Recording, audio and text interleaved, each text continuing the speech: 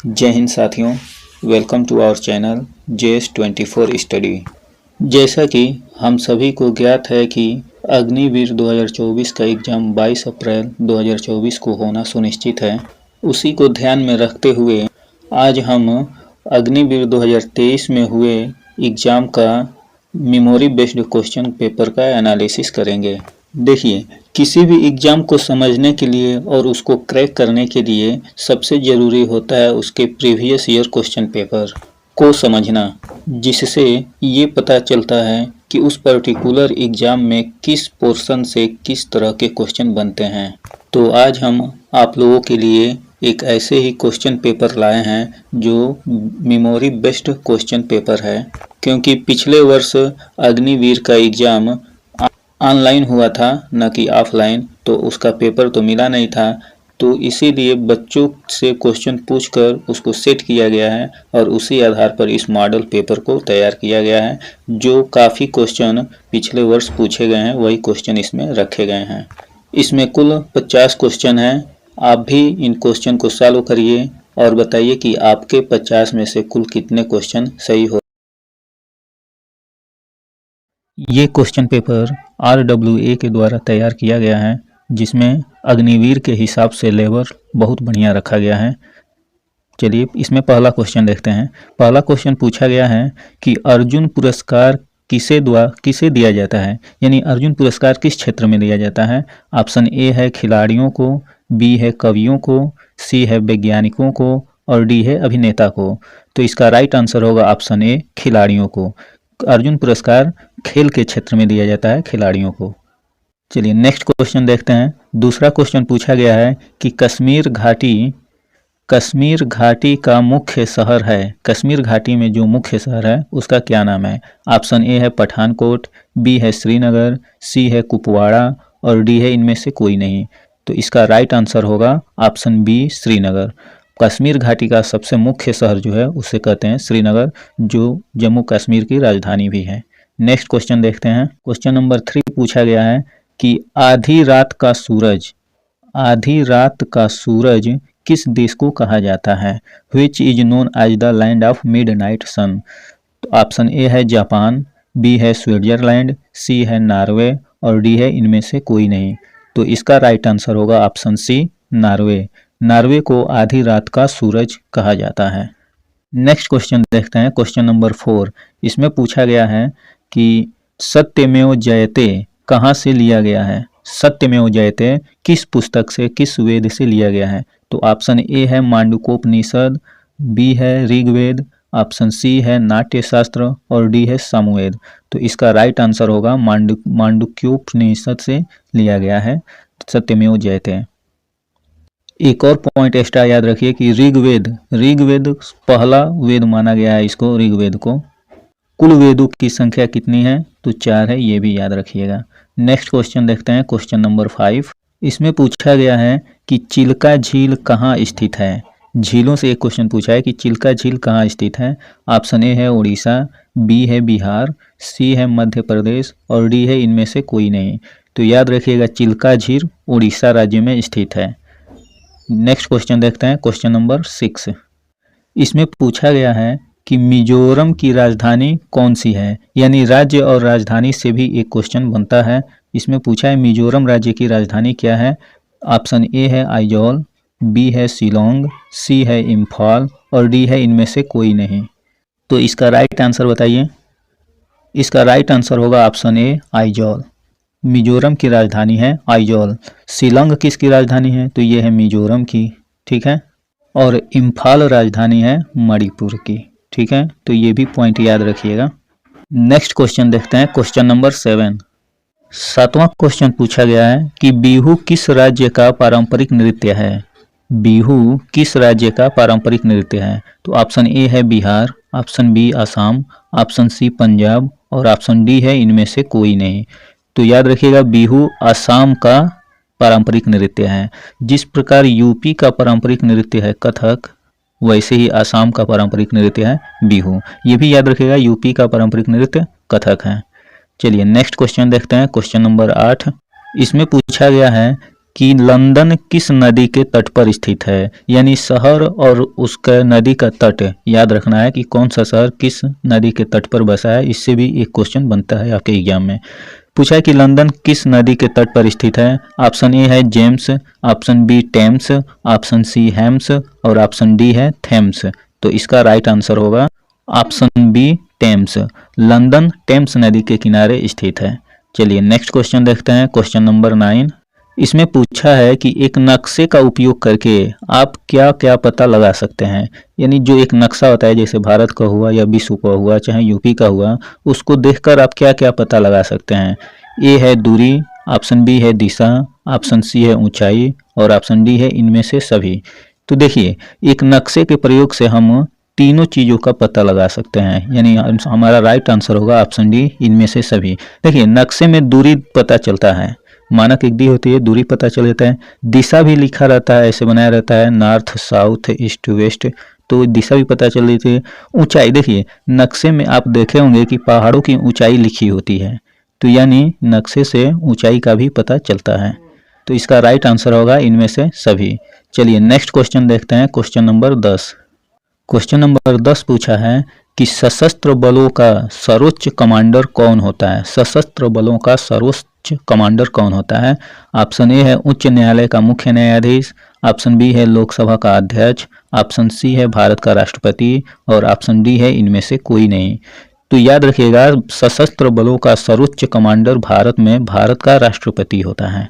ठीक है, राष्ट्रपति तीनों सेनाओं का सर्वोच्च कमांडर होता है। अच्छा ये बताइए वर्तमान में भारत के राष्ट्रपति कौन है। तो वर्तमान में भारत के राष्ट्रपति का नाम याद रखिएगा द्रौपदी मुर्मू, ये भारत की वर्तमान में राष्ट्रपति हैं। चलिए नेक्स्ट क्वेश्चन देखते हैं, क्वेश्चन नंबर 11। इसमें पूछा गया है कि इनमें से दुनिया में सबसे गहरा सागर कौन सा है। सबसे गहरा सागर आपसे पूछा गया है। ऑप्शन ए है प्रशांत महासागर, बी है हिंद महासागर, सी अरब महासागर और डी है इनमें से कोई नहीं। तो इसका राइट आंसर होगा ऑप्शन ए प्रशांत महासागर। प्रशांत महासागर सबसे गहरा सागर होता है। तो प्रशांत महासागर को सबसे गहरा महासागर माना जाता है। इसमें भी इसका एक पॉइंट है, उस गर्त का नाम याद रखिए जो सबसे ज़्यादा गहरा है, उसका नाम है मेरियाना गर्त। मेरियाना गर्त, इसकी गहराई सबसे ज़्यादा है। ये गर्त है प्रशांत महासागर में, इसलिए प्रशांत महासागर को सबसे गहरा सागर माना जाता है। नेक्स्ट क्वेश्चन देखते हैं, क्वेश्चन नंबर 12। इसमें पूछा गया है कि भारत ने गोवा को पुर्तगालियों से कब मुक्त कराया। आप जानते होंगे कि भारत में सबसे पहले पुर्तगाली आए और सबसे बाद में भारत को पुर्तगालियों ने ही छोड़ा। तो गोवा सबसे लास्ट में आज़ाद हुआ। तो कह रहा है कि गोवा को सब पुर्तगालियों ने कब छोड़ा, यानी भारत ने पुर्तगालियों से गोवा को कब मुक्त कराया।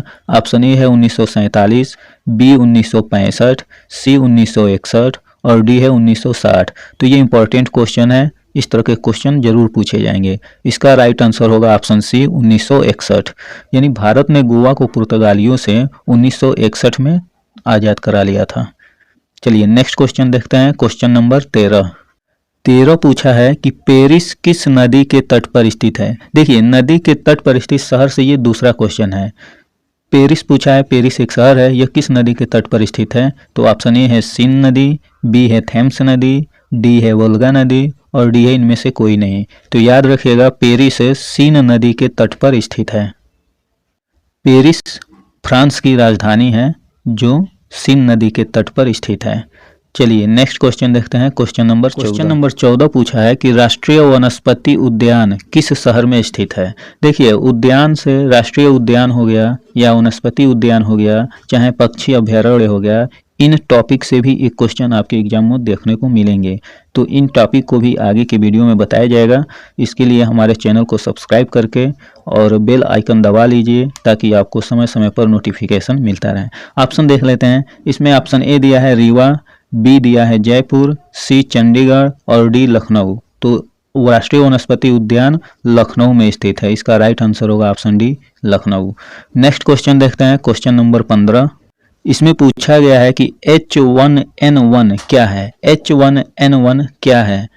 तो ये है पूछ रहा है कि दिया है कि ये खांसी है कि बर्ड फ्लू है या स्वाइन फ्लू है या इनमें से कोई नहीं। तो याद रखिए H1N1 एक प्रकार का स्वाइन फ्लू है। इसका राइट आंसर होगा ऑप्शन सी स्वाइन फ्लू। ये एक बीमारी है जो पक्षियों से फैलता है। नेक्स्ट क्वेश्चन देखते हैं, क्वेश्चन नंबर 16 दिया है कि इनमें से लाफिंग गैस कौन सी है, यानी किस गैस को लाफिंग गैस कहा जाता है। ऑप्शन ए है कार्बन डाइऑक्साइड, बी है सल्फर डाइऑक्साइड, सी है हाइड्रोजन पेरोक्साइड और डी है नाइट्रस ऑक्साइड। तो लाफिंग गैस याद रखिएगा ऑप्शन डी इसका राइट आंसर होगा। नाइट्रस ऑक्साइड को लाफिंग गैस कहते हैं, यानी अगर आप किसी को नाइट्रस ऑक्साइड गैस सुंघा देंगे तो वो हंसने लगेगा। नेक्स्ट क्वेश्चन देखते हैं, क्वेश्चन नंबर 17 इसमें पूछा गया है कि एल्यूमिनियम का सबसे महत्वपूर्ण अयस्क क्या है। आपको बताना है कि एल्यूमिनियम का सबसे महत्वपूर्ण अयस्क कौन सा है। ऑप्शन ए है बॉक्साइट, बी है कच्चा जस्ता, सी है कैल्साइट और डी है शीशे का कच्ची धातु। तो इसका राइट आंसर होगा ऑप्शन ए बॉक्साइट। एल्यूमिनियम का सबसे महत्वपूर्ण अयस्क बॉक्साइट को कहा जाता है। इस पॉइंट को भी आप याद रखिएगा। नेक्स्ट क्वेश्चन देखते हैं, क्वेश्चन नंबर 18 इसमें पूछा है कि आग बुझाने के लिए कौन सी गैस का उपयोग किया जाता है। यानी कहीं आग लगी हो तो आप देखे होंगे फायर ब्रिगेड वाले आते हैं और एक गैस का छिड़काव करते हैं, तो उसमें कौन सी गैस भरी रहती है जिसके छिड़कने से आग बुझ जाती है। ऑप्शन ए दिया है neon, option B nitrogen, option C carbon dioxide और ऑप्शन डी है कार्बन मोनोऑक्साइड। तो याद रखिएगा आग बुझाने के लिए कार्बन डाइऑक्साइड गैस का प्रयोग किया जाता है। इसका राइट आंसर होगा कार्बन डाइऑक्साइड। नेक्स्ट क्वेश्चन देखते हैं, क्वेश्चन नंबर 19 पूछा गया है कि इनमें से कौन सा स्तनपायी जीव अंडे देता है। स्तनपायी यानी मैमल्स। देखिए मैमल्स होते क्या हैं, मैमल्स यानी जो अपने बच्चे को दूध पिलाते हैं जो जानवर, उन्हें मैमल्स कहा जाता है। तो पूछ रहा है कि कौन ऐसा मैमल्स है, कौन ऐसा स्तनपायी है जो अंडे देता है बच्चे नहीं देता है। तो इसमें ऑप्शन देख लेते हैं। इसमें ऑप्शन ए है चमगादड़, बी है कंगारू, सी है गिलहरी और सी है प्लेटिपस। तो इसका राइट आंसर होगा ऑप्शन डी प्लेटिपस, क्योंकि ये तीनों बच्चे डायरेक्ट पैदा करते हैं। प्लेटिपस जो है ये पहले अंडे देता है, उसके बाद उससे बच्चे निकलते हैं और उनको ये दूध पिलाती है इस प्लेटिपस। चलिए नेक्स्ट क्वेश्चन देखते हैं, क्वेश्चन नंबर 20। क्वेश्चन नंबर 20 दिया है कि लैप्रोस्कोपी किससे जुड़ा हुआ है, यानी लैप्रोस्कोपी कब प्रयोग किया जाता है। तो पहले देखिए लैप्रोस्कोपी समझ लेते हैं। लैप्रोस्कोपी वो होता है जिसमें पेट से संबंधित बीमारियों के लिए सर्जरी की जाती है, उसी को लैप्रोस्कोपी कहा जाता है। जैसे मान लीजिए कोई गर्भाशय के दौरान, डिलीवरी के दौरान ऑपरेशन करना पड़े, या पेट के अंदर अगर कैंसर है किसी को तो उसके लिए जो ऑपरेशन करना पड़ता है, तो उसी पेट के रास्ते से जो ऑपरेशन होता है उसे ही कहते हैं लैप्रोस्कोपी। इसमें बहुत छोटा चीरा लगाया जाता है, लगभग 1 सेंटीमीटर का इसमें चीरा लगाया जाता है, जो काफ़ी आरामदायक भी होता है अन्य ऑपरेशन के थ्रू। तो इसमें ऑप्शन देख लेते हैं क्या क्या दिया है। तो ये दिया है कि लैप्रोस्कोपी जुड़ा है रडार से, ये गलत है। ऊतकों का विज्ञान, ये भी गलत है। लेजर बीम का अध्ययन, ये भी गलत है। डी दिया है कि प्रसूति शास्त्र संचालन, ये सही है। प्रसूति शास्त्र मतलब वही है कि बच्चा पैदा होने के समय का शास्त्र, अर्थात प्रसव के दौरान किया गया ऑपरेशन। तो इसका राइट आंसर होगा ऑप्शन डी प्रसूति शास्त्र संचालन। नेक्स्ट क्वेश्चन देखते हैं, क्वेश्चन नंबर 21 पूछा गया है कि किसी पदार्थ की चौथी अवस्था क्या है। पदार्थ की 3 अवस्थाएं हम जानते हैं, ठोस, द्रव और गैस। ये पूछा है कि किसी पदार्थ की चौथी अवस्था क्या होती है। तो याद रखिएगा ये तीनों तो अवस्थाएं होती हैं, ये ठोस, द्रव, गैस 3 अवस्थाएं होती हैं। चौथी अवस्था होती है प्लाज्मा। किसी भी पदार्थ की चौथी अवस्था प्लाज्मा होती है। अब आपको लगे कि प्लाज्मा क्या होता है भाई, तो चलिए प्लाज्मा समझ लेते हैं। देखिए ठोस को यदि हम गर्म करेंगे तो क्या बनेगा, पानी, और जब पानी को गर्म करेंगे तो वो बनेगा गैस, और गैस को अगर और अधिक गर्म करेंगे तो वही बनता है प्लाज्मा। ठीक है, गैस को गर्म करने पे प्लाज्मा बनता है। जैसे यदि आप समझना चाहेंगे कि प्लाज्मा दिखता कैसा है, तो यदि आप लोहा एक ले लीजिए और लोहे को गर्म करते जाइए तो वो तो पहले द्रव बनेगा, फिर द्रव के बाद वो गैस बनेगा, और उसी गैस को एक जार में रख देंगे तो वो धीरे धीरे प्लाज्मा की स्थिति ले लेगा। अच्छा, प्लाज्मा का एक सीधा सा उदाहरण समझ लीजिए कि जैसे हम खांसी के समय हमारा जो बलगम निकलता है कैसा होता है, लसलसा टाइप का होता है, वही होता है प्लाज्मा। उसी टाइप के जो भी होते हैं उन्हें प्लाज्मा ही कहा जाता है। चलिए नेक्स्ट क्वेश्चन देखते हैं, क्वेश्चन नंबर 22। 22 पूछा है कि इनमें से एक मिश्रित उर्वरक कौन सा है। किसमें मिश्रित उर्वरक है, यानी कई तत्वों का प्रयोग किया गया है। ऑप्शन ए है यूरिया, बी है अमोनियम सल्फेट, सी है CAM और डी है NPK। तो इसका राइट आंसर होगा NPK, ऑप्शन डी NPK एक मिश्रित उर्वरक है। अच्छा, NPK में होता क्या क्या है, तो N से नाइट्रोजन, P से फास्फोरस और K से पोटेशियम। नाइट्रोजन, फास्फोरस और पोटेशियम तत्वों का मिश्रण होता है ये मिश्रित उर्वरक। चलिए नेक्स्ट क्वेश्चन देख लेते हैं, क्वेश्चन नंबर 23। इसमें पूछा गया है कि गाय का दूध किसका समृद्ध स्रोत है। समृद्ध स्रोत मतलब गाय के दूध में क्या पाया जाता है, कौन सी विटामिन सबसे ज़्यादा पाई जाती है। तो ऑप्शन ए है विटामिन ए, बी है विटामिन बी, ऑप्शन सी है विटामिन सी और ऑप्शन डी है विटामिन डी। तो इसका राइट आंसर होगा ऑप्शन ए विटामिन ए। गाय के दूध में विटामिन ए प्रचुर मात्रा में पाई जाती है। देखिए आपके सिलेबस में रोग भी है और विटामिन से संबंधित क्वेश्चन आएंगे, तो इस टॉपिक को भी एक वीडियो में सॉल्व कराया जाएगा। तो इसके लिए आप चैनल को ज्वाइन कर सकते हैं, जिससे आपको काफ़ी फ़ायदा होगा। अगर अब तक आपको इस वीडियो से कोई लाभ हुआ हो तो चैनल को सब्सक्राइब जरूर करें और लाइक भी कर सकते हैं वीडियो को यदि अच्छा लगे तो। चलिए नेक्स्ट क्वेश्चन देखते हैं, क्वेश्चन नंबर 24। इसमें पूछा गया है कि मानव शरीर में कौन सा अंग मुख्य रूप से टाइफाइड से प्रभावित होता है। यानी जब किसी को टाइफाइड होती है, टाइफाइड एक बुखार है, टाइफाइड होती है तो कौन सा अंग सबसे ज़्यादा प्रभावित होता है। ऑप्शन ए है लीवर, बी है फेफड़े, सी है पेट और डी है आंत। तो इसका राइट आंसर होगा ऑप्शन डी आंत। टाइफाइड में सबसे ज़्यादा आंत प्रभावित होती है। अच्छा, टाइफाइड होता कैसे है, तो याद रखिएगा टाइफाइड गंदा पानी पीने से होता है। यानी पानी अगर आप साफ सुथरा नहीं पी रहे हैं तो उससे टाइफाइड होता है। चलिए नेक्स्ट क्वेश्चन देखते हैं, क्वेश्चन नंबर 25। इसमें पूछा गया है कि 3 जड़ों वाला दांत कौन सा होता है। यानी कौन सा दांत है जिसमें 3 जड़ होते हैं।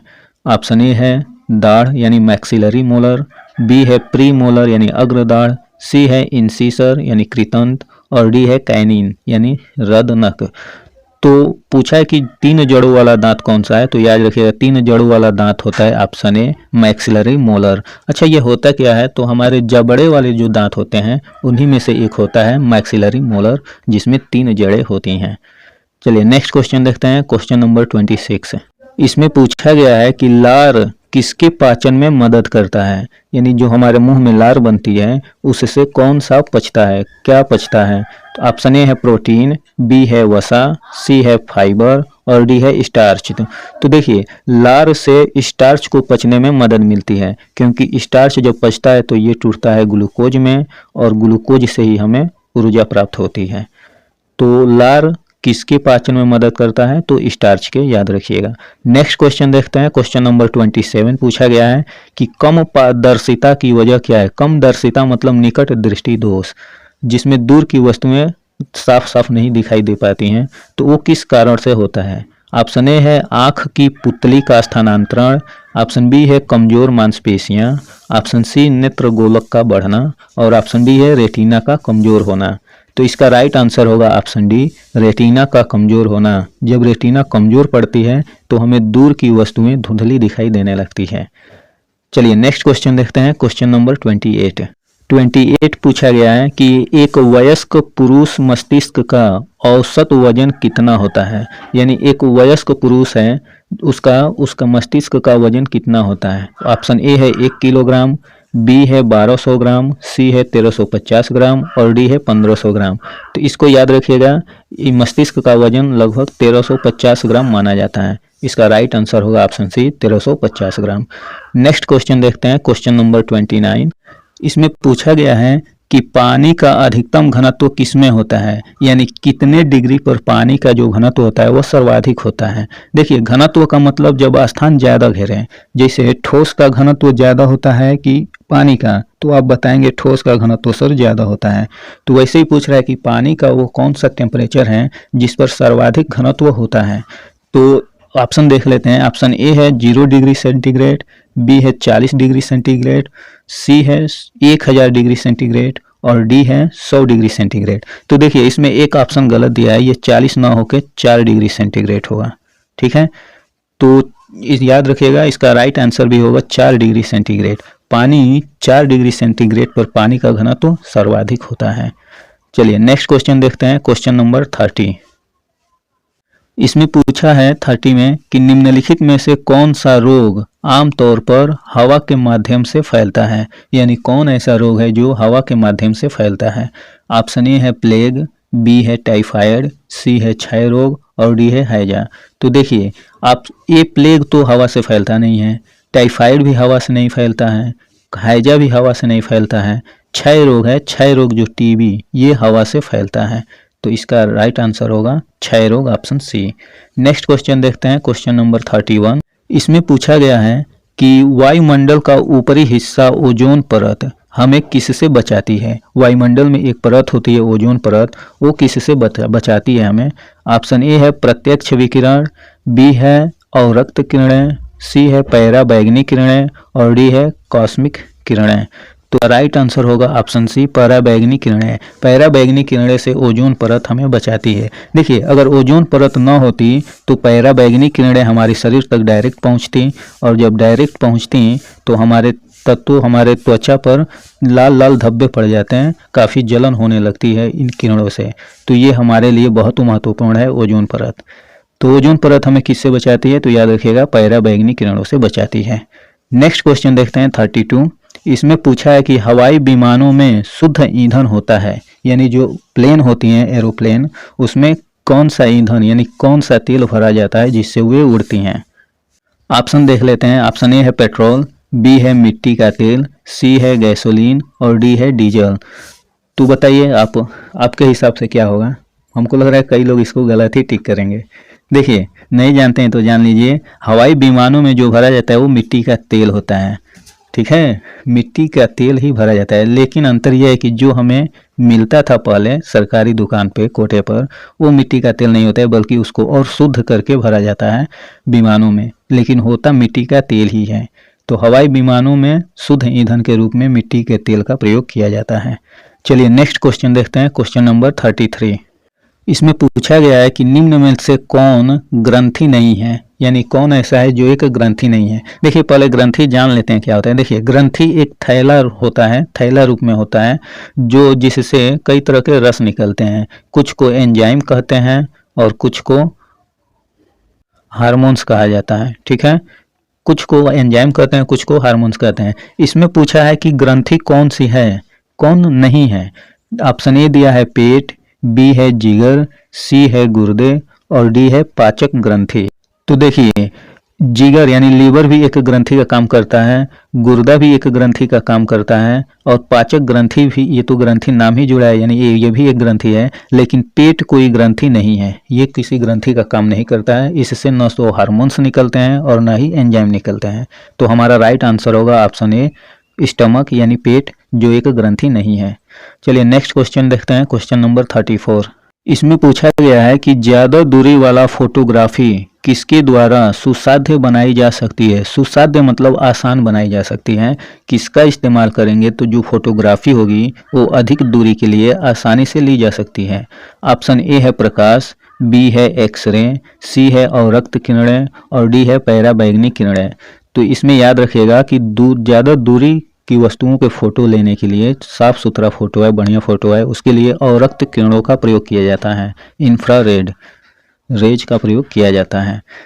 तो इसका राइट आंसर होगा ऑप्शन सी अवरक्त किरणें। नेक्स्ट क्वेश्चन देखते हैं, क्वेश्चन नंबर 35। इसमें पूछा है कि पटाखों में आग किस वजह से उत्पन्न होती है, पटाखों में हरी आग किस वजह से उत्पन्न होती है। यानी जब आप देखे होंगे कि दिवाली पे जब पटाखे फोड़े जाते हैं या शादी विवाह में, तो उसमें से कभी कभी हरे रंग की आग निकलती है, तो वो किस कारण होती है। ऑप्शन देख लेते हैं। ऑप्शन ए है पारा के कारण, बी है सोडियम के कारण, सी है पोटेशियम के कारण या डी है बेरियम के कारण। तो याद रखिएगा पटाखों में जो हरी आग निकलती है वो बेरियम के कारण होती है। ठीक है, बेरियम तत्व उसमें होता है, उसके जलने के कारण उसमें हरी आग निकलती है। अब नेक्स्ट जो क्वेश्चन है यानी 36 से नीचे तक, ये देखिए ये मैथ और रीजनिंग के क्वेश्चन है। ठीक है, मैथ और रीजनिंग के क्वेश्चन आपको जावेद सर के थ्रू कराया जाएगा, जिसका वीडियो कल आपके चैनल पे मिल जाएगा। तो ये 36 क्वेश्चन हमने किया है, जिसमें से जीके और जीएस दोनों थे, यानी जीके जनरल नॉलेज और जनरल साइंस के दोनों क्वेश्चन थे। देखिए, आपके एग्जाम में जीके से 15 ही क्वेश्चन आएंगे और जीएस से यानी जनरल साइंस से भी 15 क्वेश्चन ही आएंगे। लेकिन ये अभी हम पहले ही शुरू में बताएं कि ये एक मेमोरी बेस्ड क्वेश्चन था, यानी जो ऑनलाइन पेपर हुआ था उन बच्चों से पूछकर इस पेपर को सेट किया गया है। तो इसलिए आपको 6 क्वेश्चन अधिक इसमें मिला है। जीके या जीएस जो भी अधिक हो गया हो, 6 क्वेश्चन अधिक हो गया है। तो उसमें से यानी मैथ कम हो गया होगा, मैथ या रीजनिंग के क्वेश्चन कम हुए होंगे। लेकिन याद रखिएगा, आपका जो ओरिजिनल एग्जाम होगा उसमें जीके के 15 क्वेश्चन ही आएंगे, जीएस के भी 15 क्वेश्चन आएंगे, मैथ के भी 15 क्वेश्चन आएंगे और रीजनिंग के 5 क्वेश्चन आएंगे। तो मैथ और रीजनिंग के जो क्वेश्चन बचे हैं वे जावेद सर के द्वारा कराया जाएगा, उसका वीडियो जल्दी अपलोड कर दिया जाएगा। एक बात याद रखिए कि अगर कुल क्वेश्चन तो 50 क्वेश्चन आएंगे 100 अंक का, लेकिन अगर आपको क्वालिफाई करना है यानी दौड़, मेडिकल और फाइनल सिलेक्शन तक जाना है तो 50 में से आपको कम से कम 35 से 40 के बीच सही करना होगा, तभी आप फाइनल मेरिट तक जाएंगे। वैसे कट ऑफ तो इससे कम ही रहता है, कट ऑफ लगभग 30 पर ही बन जाएगा, लेकिन फाइनल जब मेरिट आती है तो इनमें मेरिट थोड़ा सा बढ़ जाता है, 33-34 हो जाता है। तो इसलिए 35 से 40 क्वेश्चन एक सेफ स्कोर रहा है पिछली बार। आप भी इतना कोशिश करिए कि कम से कम 35 से 40 क्वेश्चन आप सॉल्व कर सकें। देखिए, ये हो भी सकता है क्योंकि जीके बहुत टफ नहीं है। आपने देखा ये जीके किस लेवल के प्रश्न पूछे जा रहे हैं, तो जीके में से आराम से आप 12 क्वेश्चन कर सकते हैं। वैसे जीएस है, जनरल साइंस है, इसमें से भी आप 10 क्वेश्चन आराम से कर सकते हैं। मैथ का बहुत आसान मैथ, बेसिक मैथ पूछी जाती है, जो आपको सर कराएंगे, दूसरे सर जावेद सर, तो आपको लगेगा कि आसान इजी है। उसमें से आप 15 में से आराम से 10-11 क्वेश्चन कर सकते हैं। और रीजनिंग तो और आसान है, 5 क्वेश्चन है। चलिए, एक गलत तो नहीं होना चाहिए, लेकिन मान लेते हैं एक गलत हो जाता है, तब भी आप 4 क्वेश्चन सही कर सकते हैं। तो इस प्रकार आप कुल 12, 10, 22 और 11, 33 और 4, 37 यानी 37 क्वेश्चन आराम से कर सकते हैं। और 37 क्वेश्चन अगर आप कर लेते हैं तो डेफिनेटली आप क्वालिफाई तो कर ही जाएंगे। तो आपके एग्ज़ाम में अब बहुत कम समय ही बचा है, क्योंकि 22 अप्रैल को ही एग्ज़ाम है। तो समय कम है, इसलिए आप मेहनत करिए, मन लगाकर पढ़िए और कोशिश करिए कि कम से कम 35 से 40 क्वेश्चन आपके भी सही हों। अगर वीडियो आप देखते देखते यहाँ तक पहुँच चुके हैं, अंत तक आ गए हैं, तो वीडियो को लाइक और सब्सक्राइब भी करके जाइए। चलिए, मिलते हैं नेक्स्ट वीडियो में नए पेपर के साथ, मॉडल पेपर के साथ। तब तक आप अपना ख्याल रखिए।